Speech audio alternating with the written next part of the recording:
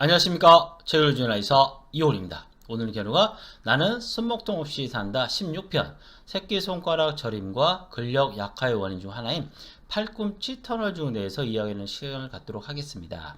팔꿈치 터널 증후는 들어보셨나요? 팔꿈치 안쪽에 주간이라는 곳이 있어요. 여기가 눌리면서 여기 압박을 받으면서 새끼손가락 쪽에서 저림과 근력 약화의 원인이 되는 것이 바로 팔꿈치 터널 증후입니다.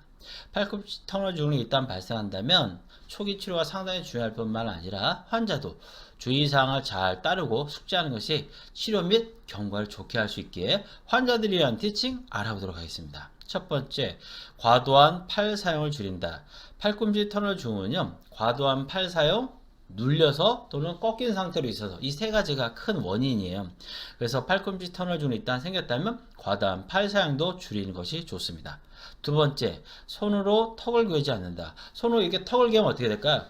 여기가 눌리게 되는 경우가 많겠죠. 그럼 눌리면 압박을 받으면서 저림의 원인이 될 수 있습니다.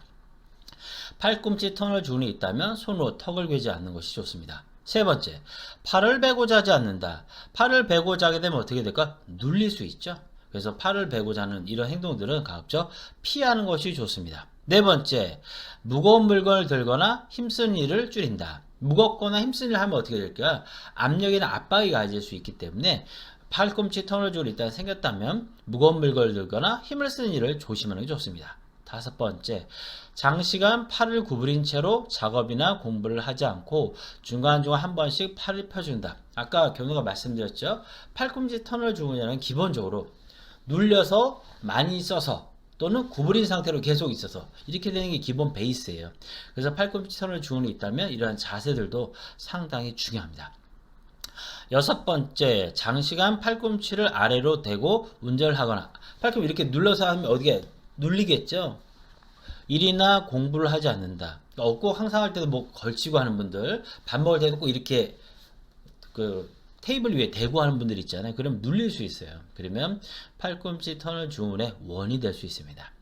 일곱 번째, 과음이나 과로를 줄인다. 과음이나 과로는 충분한 수면과 휴식의 연장선을 생각할 수 있는데요. 충분한 수면과 휴식, 과음이나 과로를 줄이는 것은 내 몸의 면역 기능을, 내 몸의 치료 기전을 가장 간단하면서 가장 효율적으로 올릴 수 있는 수단 중 하나입니다.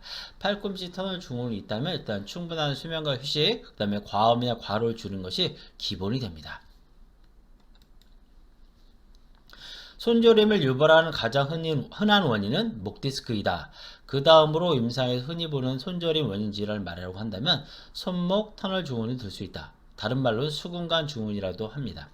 그러나 이보다는 덜하지만 손저림의 원인이 되는 증후이 하나 더 있는데 바로 팔꿈치 터널 증후이다. 다른 말로는 주간 증후군, 주관절 터널 증후군, 척골신경 압박 증후군, 척골신경 포착 증후군이라고도 한다. 팔꿈치 터널 증후는 팔꿈치 위치한 주간에서 여러가지 원인에 의해 척골신경이 눌리며 생기는 척골신경 포착 증후로 증상이 수주에서 수년간 지속되기도 하며 통증으로 잠을 설치기도 한다. 30에서 50%는 별다른 이유 없이 발생하기도 하지만 슬라이드를 많이 던지는 투수나 가정주부, 요리사나 노동자 등과 같이 팔을 많이 사용하는 사람들이 흔히 나타난다. 아까 말씀드렸죠. 팔꿈치 터널 증후는 기본적으로 많이 쓰거나 눌리거나 또는 구부린 상태로 자꾸 일하면서 생기는 것이 바로 팔꿈치 터널 증후입니다. 그 외 턱을 자주 괴거나 팔꿈치를 받침대에 대고 운전을 자주 하거나 수면 시 팔을 베고 자거나 무거운 물건을 자주 들거나 힘쓴 일을 많이 하는 경우, 일하거나 공부할 때 팔꿈치를 책상 위에 장시간 올려놓거나 팔을 과도하게 굽히고 일을 하는 경우 주간에서 척골신경의 압박을 받아 발생하는 경우가 일반적이다. 팔에서 손으로 내려가는 신경은 크게 세 가지가 있습니다. 요골신경, 척골신경, 정중신경이 있는데 그중 네 번째 손가락 절반과 새끼손가락을 담당하는 척골신경이 눌리면서 팔꿈치와 약지 및 새끼손가락 부분에서 저림이나 무감각, 이상한 감각, 저릿한 통증을 동반하게 된다. 또 손동작이 둔해지는 등의 불편이 생기며 팔꿈치를 구부리면 손저림이 심해진다. 기본으로 팔꿈치 터널 증후이라는 건 눌리거나 또는 많이 쓰거나 또는 구부린 상태로 압박을 받아 생기는 거기 때문에 그런 자세들을 가급적 피하는 것이 좋습니다.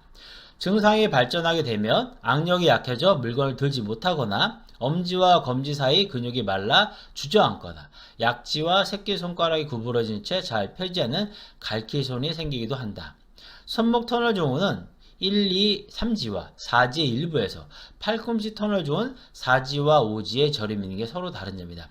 기억나시는지 모르겠지만 손목 터널 증후는 정중신경과 관련해서 생기는 거고 1지, 2지, 3지, 4지의 반 정도에 거쳐서 손저림이 생기는 반면 팔꿈치 터널 증후는 4지와 5지 이렇게 있는 게 특징이죠. 그리고 팔꿈치 터널 증후는 정확히는 팔꿈치 안쪽 주간 쪽에서 새끼손가락 쪽을 따라서 저림이 있고 근력 약화가 생기는 것이 특징입니다.